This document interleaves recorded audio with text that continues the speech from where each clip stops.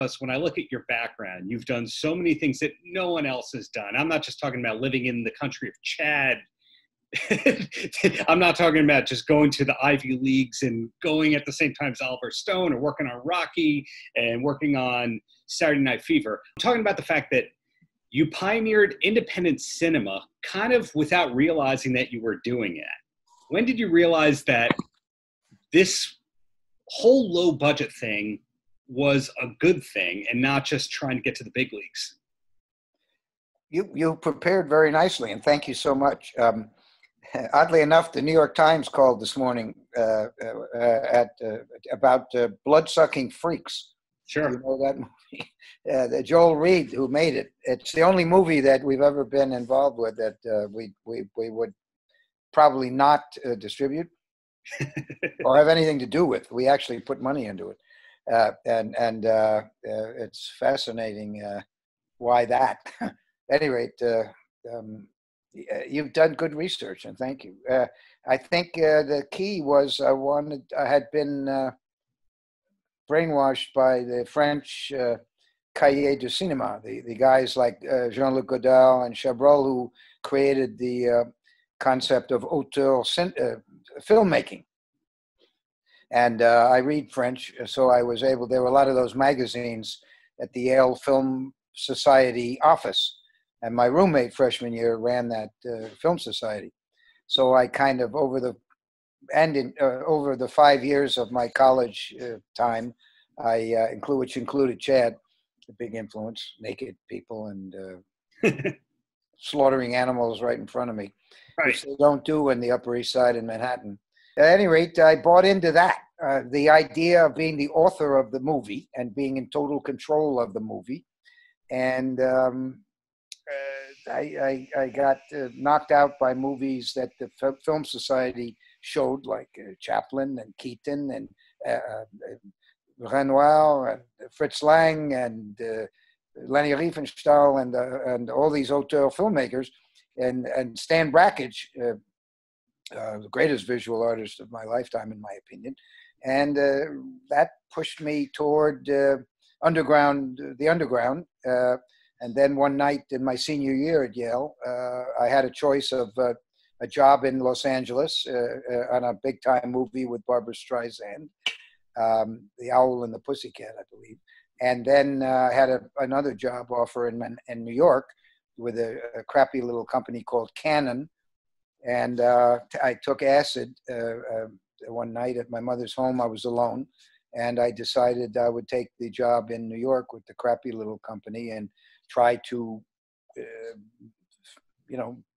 make auteur cinema, which meant I'd be in the underground. And fortunately, we got into creating our studio just as the multi-cinemas were starting to prosper. And suddenly they woke up one morning and one of our movies called Squeeze Play, which was women's liberation theme, although very raunchy, and it was before Porky's, that kind of humor. And it was a huge sneak preview. It went through the roof. They sold out even though there was no advertising. So the next morning, AMC called us and they wanted 100 prints. And, this is in the 70s. Right. So that got us started. But we made the 3 flops prior to that. Before Michael Hers and I figured, look, we're getting ripped off and we're victims of incompetent distribution and crooked distribution. So we better learn how to distribute movies ourselves, and that's what we did. That is we got lucky because we got. I don't think you could start a Troma today. The industry is much too consolidated.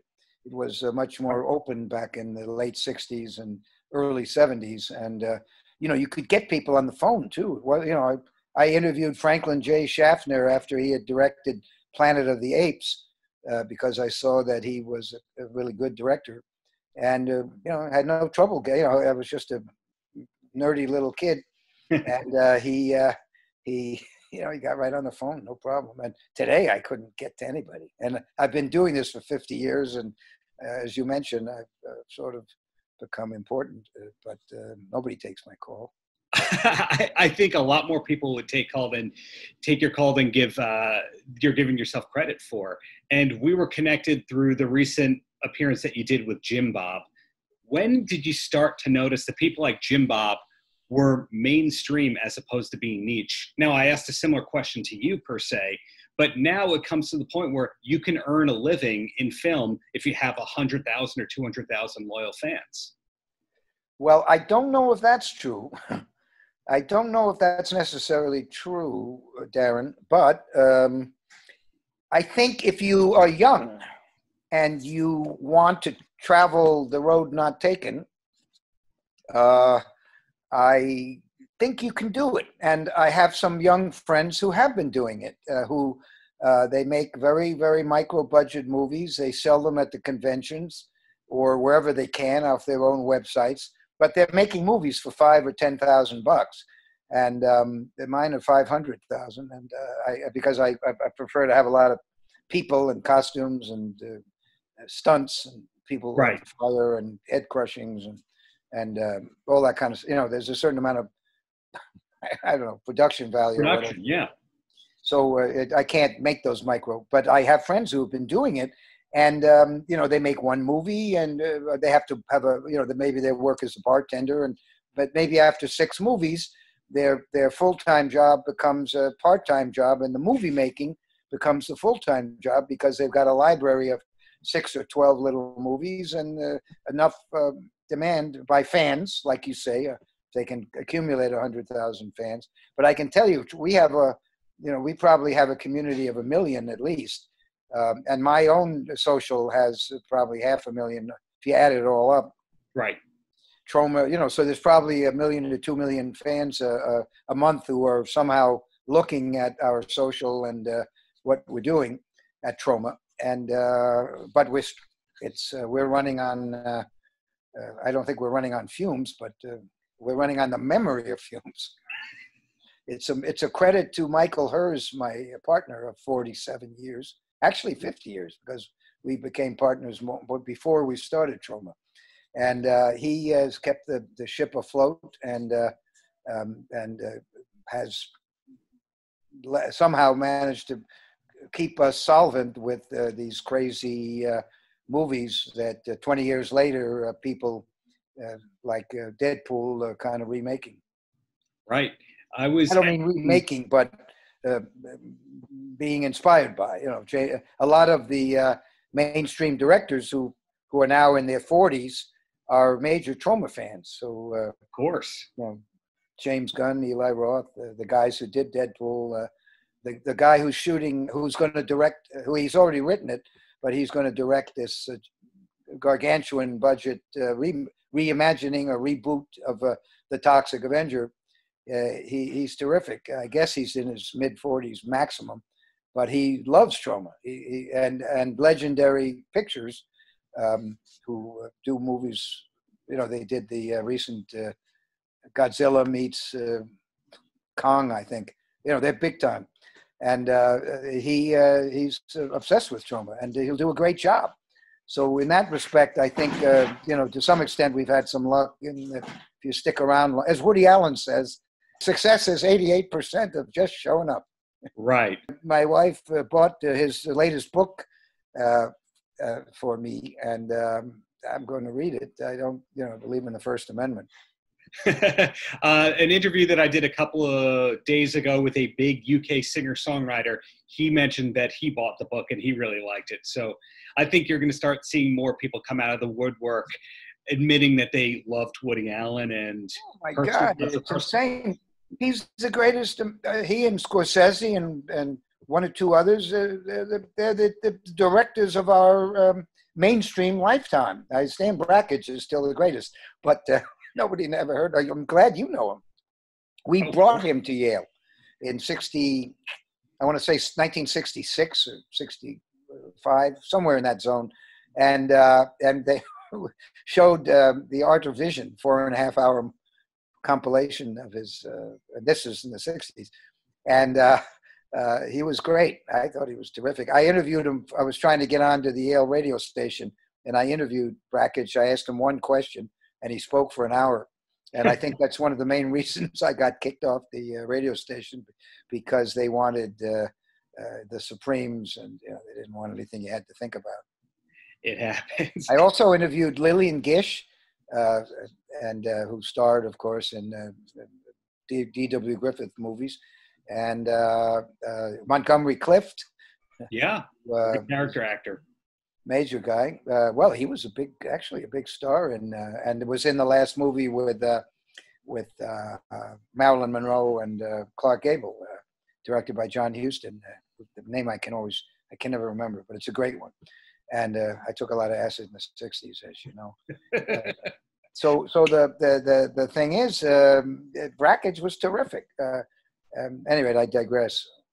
Well, back to you here. The research that I've done, and I also asked around some people, and it seems like my friend Grog Zucker, who's an extra in Shakespeare's Shitstorm, great title right there, he said that Troma... By the way, hashtag.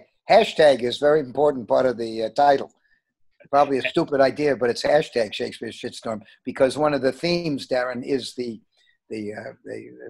social justice warriors and Twitter and Twitter hate. That's one of two important themes. I couldn't have said it any better myself. So is it true that Lemmy from Motorhead, his last film appearance was in a Troma production? Yes. Return to Newcomb High, which is the volume 2 of the Return to Newcomb High double two-part movie. And you can rent or buy it exclusively on Troma Now, watch.troma.com.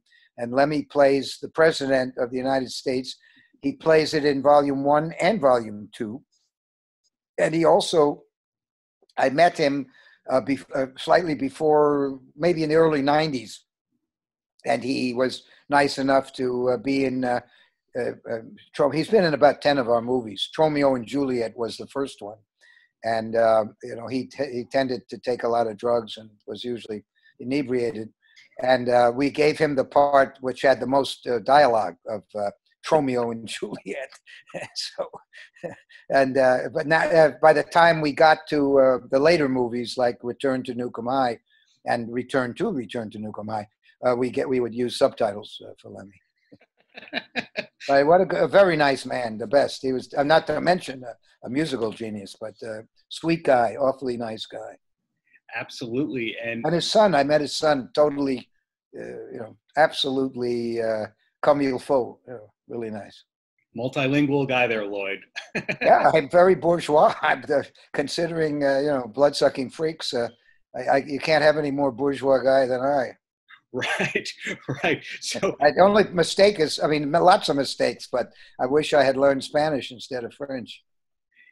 Common discussion that comes up here in New York, that people who took French in school are kind of regretting it. Well, certainly people of my age, that's what you did. My folks taught me French. They didn't teach it, but they had governess who gave me daily French lessons when I was 4 or 5. So I still have in my brain often French words or Chinese that comes out if it's an English word that I'm not, it's not totally in my brain. So if I speak to 10 different people in the film production business, I'll get 10 different answers to this. So I'm curious, with you and Troma right now, how much do you know is coming up? Like, for example, do you have 4 films in post-production and 10 things waiting to be distributed, or is there kind of a clean slate right now? No, we had some bad luck because we have a new movie called Mutant Blast. And it's been in about 30 festivals, 3 or 4 of them major festivals. And we opened it in Los Angeles the Friday before all the governments got serious about lockdown. Right. And we did great. We had 2 theaters, Lemley, the best independent chain in in California.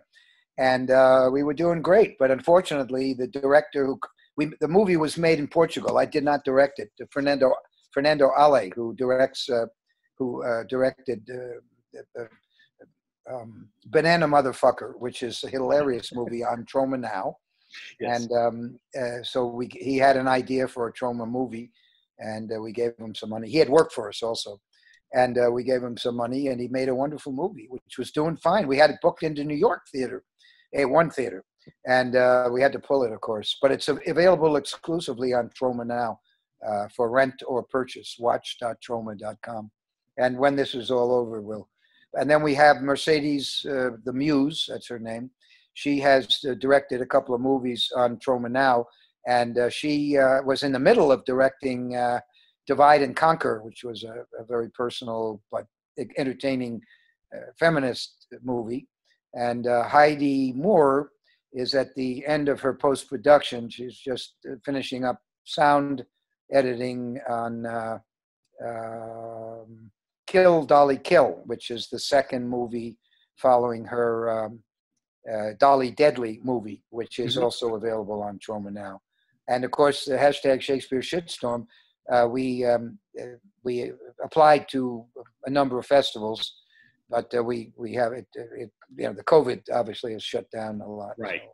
But we have a couple of other movies we're developing, and I'm looking for my next. I thought Romeo and Juliet might be the last movie by Lloyd Kaufman, but this wonderful experience of being locked down for 3 months and God knows how long I decided if I can. I don't feel like writing, but if I could find a script or a script that's totally insane or one of a kind. It could be a rom-com. It could be my wife wants me to make a children's movie with my adolescent sense of humor, and she's correct. We did write a bunch of the Toxic Crusader cartoons, and they were great. I think they were the best rated ones. So I think if I can find a budget, if I can find a script that can be done for under $500,000, and we have, I know I can force some friends to put some money in, to lose some money. And my wife and I can probably scrape a few other people ourselves. So we can get $500,000 if there's really something great, because most of our investors are there, if they, some of them have made good money, but most of them are there just they enjoy the whole experience. Troma is a very, how do you call it? Brechtian experience, right? It breaks the fourth wall, not just with the movie, but the fans are finding theaters for us. They also contributed. We had a time during the making of Return to Newcomb High where we ran out of money, and we knew we had money coming in a month or two, but then we had to either go on hiatus and the editor would have to leave and get another job. But our fans put it up 60 or 70,000 or 80, I think. $80,000 to finish the movie, and not to finish it, but to get us through the middle of post-production, and then the mixing and all that. The money came in. So our fans. I'm sure Rob, your friend, is a fan of Troma. I don't think he got it. I imagine he likes Troma movies. We wouldn't be in a movie called hashtag Shakespeare Shitstorm. And so our fans, we really are. A fan-fueled company, and I think that's what really has made us able to stay totally outside any mainstream system, especially now in this day of Amazon and YouTube screwing the independent films and censoring them and making the filmmakers change the titles and demonetizing, as well as lowering what they used to pay to about 1% of what they used to pay. So we've migrated to our own system about 5 years ago, Troma Now, and you can get the first month free. There are about 1,000 movies, shorts, music videos, my make your own damn movie lessons from my books, but I videoed the interviews and the methods, on-set methods. So there's music videos. There's a lot on Troma Now, and also people are meeting each other. They're, people who are serious cinephiles. Really enjoy talking to other people who really know movies, not just how many Star Wars, but they know who George Cukor is, and they know who Fritz Lang is, and et cetera, et cetera. So it's almost like a kind of a meeting place. And I don't think there is any other movie studio that kind of has that community feel to it. An antisocial social network. So being mindful. Good way to put it. Good way to put it. Thank you. I got a few of them. So being mindful of your time here.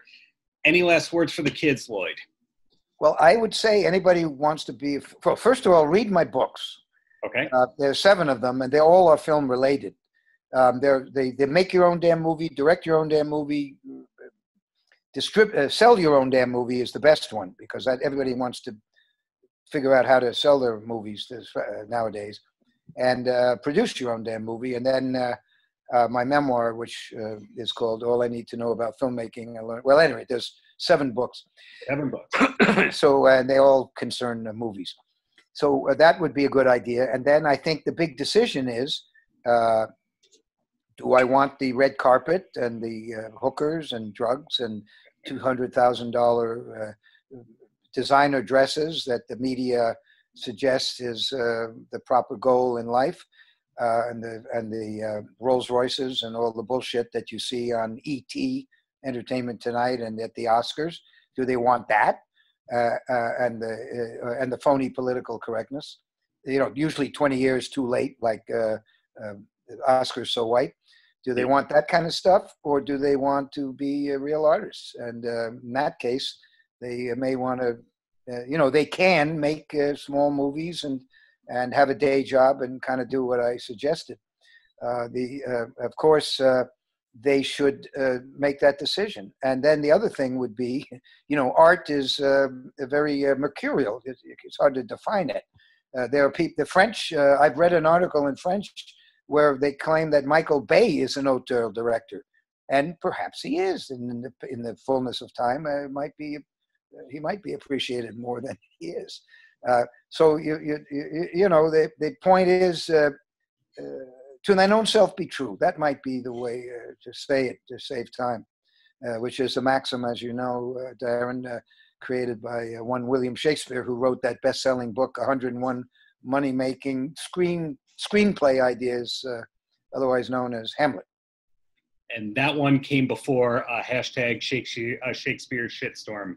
So. Oh, indeed it did. Hashtag Shakespeare shitstorm is based on The Tempest, which scholars say was Shakespeare's final play, but like Uncle Lloyd, I think he did write 1 or 2 others.